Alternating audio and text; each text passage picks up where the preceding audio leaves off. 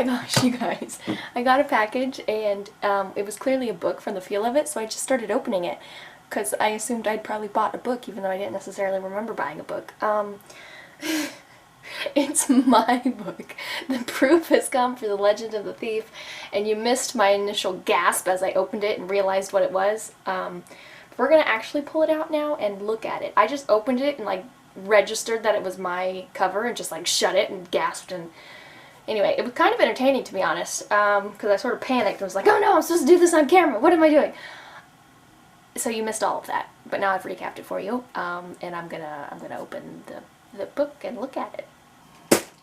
We're gonna open this. Ah, so surreal. I can't.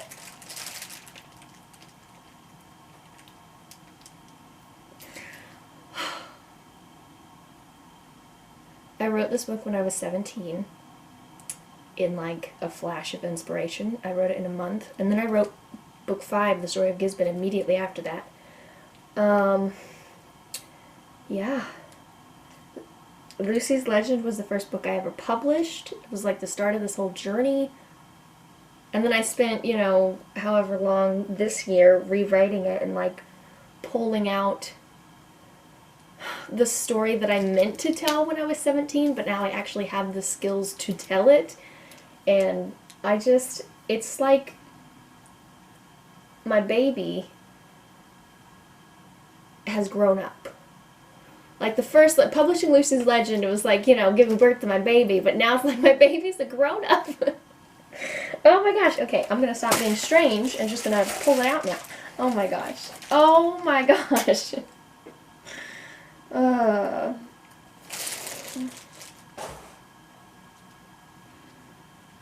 You guys. Ah! Look at that! It's the first time I've ever actually done this in one of my books, matching the title.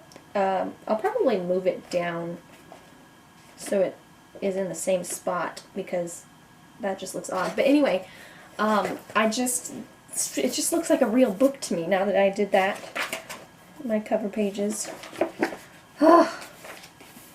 And my foreword, which I'm very proud of and I think is super clever. It's all about Lucy's Legend and why it's now The Legend of the Thief. I'm still debating whether I'm going to copy and paste this like a form letter and just switch out Lucy's Legend for Always in Shadow and Dusty and whatever for the rest of the books to explain, you know, still explaining the same thing but for a different book, or if I'm going to make it unique for each. I don't know. Oh my gosh. So when I did a read-through of The Legend of the Thief recently, just to do some self-editing things, reading through it from beginning to end, it didn't feel massively different from Lucy's Legend. Like, I read through it and was like, that is the exact same story. Holding it in my hand and also just, like, objectively, logically in my brain. I know it's not exactly the same because it's twice as big, but, like, it is the exact same story. It's just told better. Which in this case meant more words because I was actually describing things and we weren't just having conversations in white space. Oh gosh, I want to compare the two, but the Lucy's Legend I have in my room is underneath. I put you on the stack of the original books that I have right there, so I will have to go collect my mother's copy. This actually worked out really well because I forgot my sister has like the original and then also the current version. This nobody bought this. This was the first cover that I did, and then I got this proof in the mail, and then I decided it was ugly. So yeah, that's delightful. That's just lovely. And then this is the current copy, which will be unavailable this month? Question mark? I don't.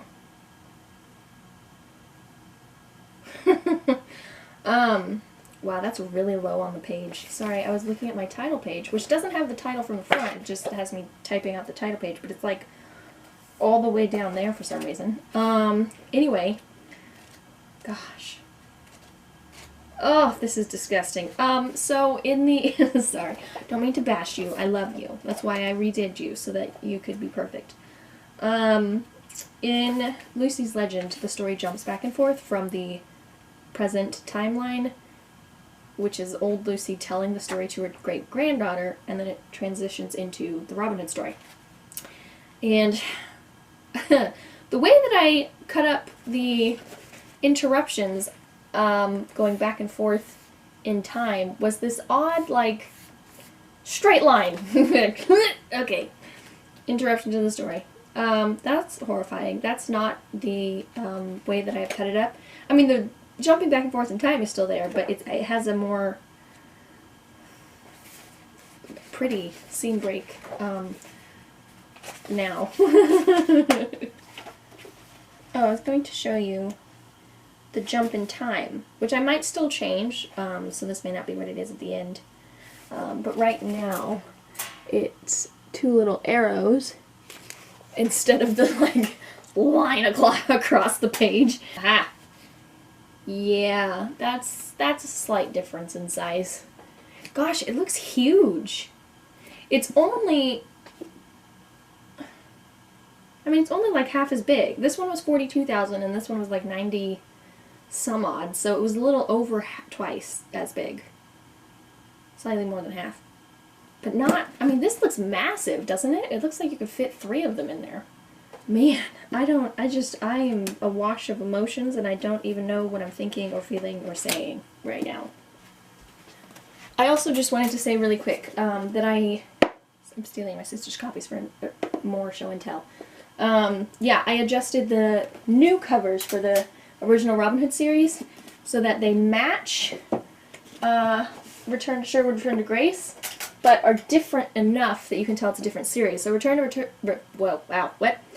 Sherwood and Return to Grace have this very, like, dark black, you know, thing going on, and then the new Robin Hood series is going to be lighter, but the covers are obviously, like, you know, they belong together. You can tell that they match.